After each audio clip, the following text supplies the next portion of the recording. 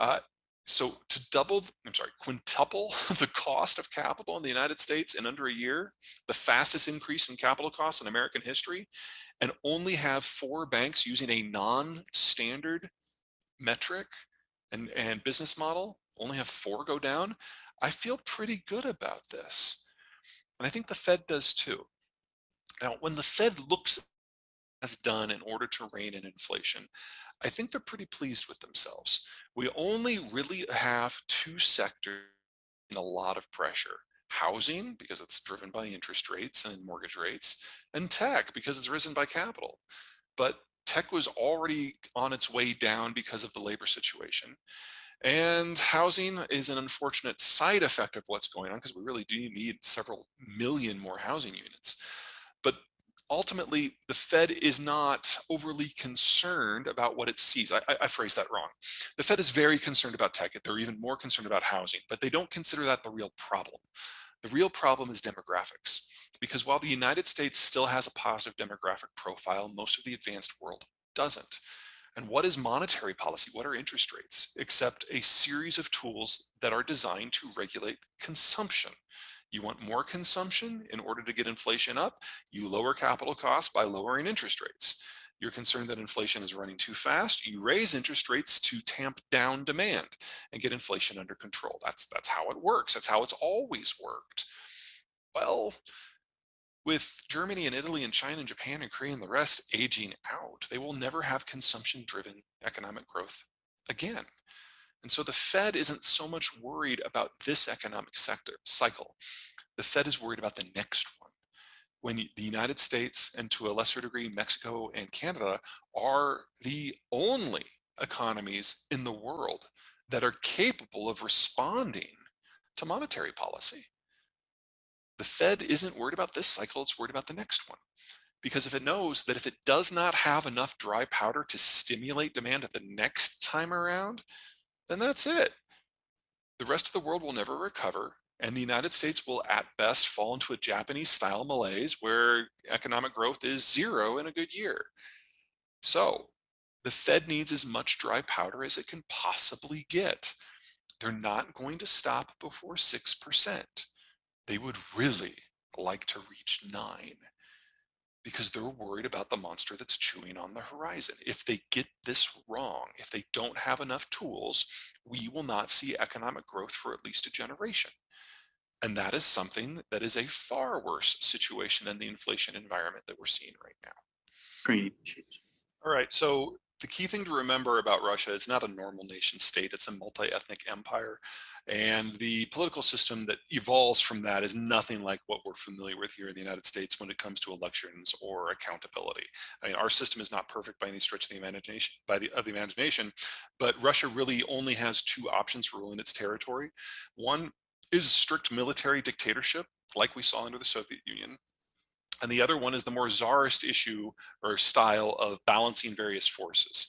So for that to work, the czarist strategy, it is very dependent upon the personality and the mediation skills of the leader himself. Now, in the case of Putin, Putin comes from St. Petersburg, and the people who are ruling the country right now are his cadre back from when he was vice mayor in Petersburg back in the 90s.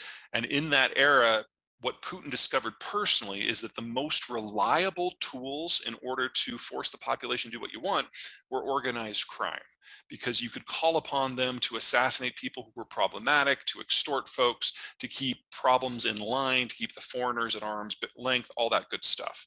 And so that entire constellation of people that he used in Petersburg are now the folks that are running Moscow.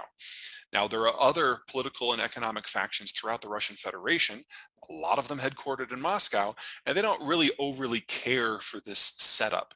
And that has made it difficult for Putin to exercise control over the military in the same way that, say, the Soviet Union did.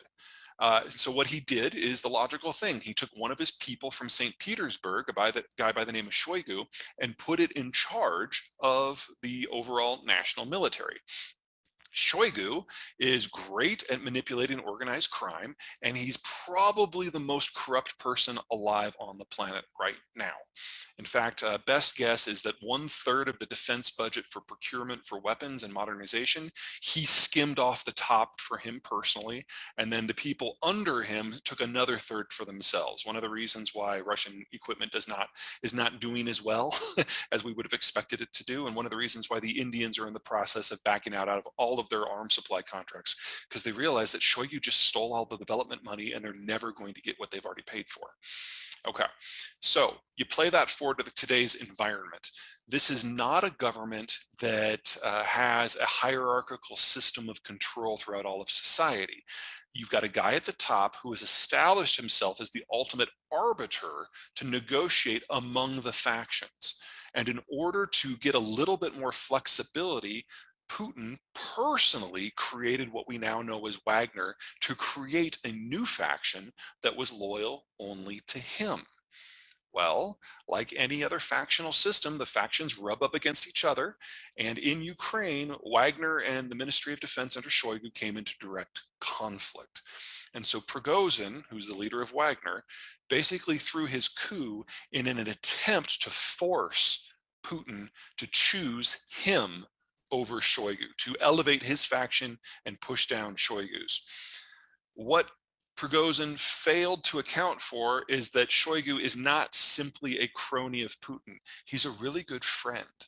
The two of them go back to their time in East Germany when Putin's job was to steal technology from the West, and they're godfathers to each other's children. So it was probably unwise of him to ever attempt this, and it's probably going to cost him his life before the end of the year. And we're already seeing a purge of the entire faction of Wagner. We confirmed that a number of the military leaders of Wagner at its various bases and operations around the world have already been detained, and in many cases already shipped back to Russia.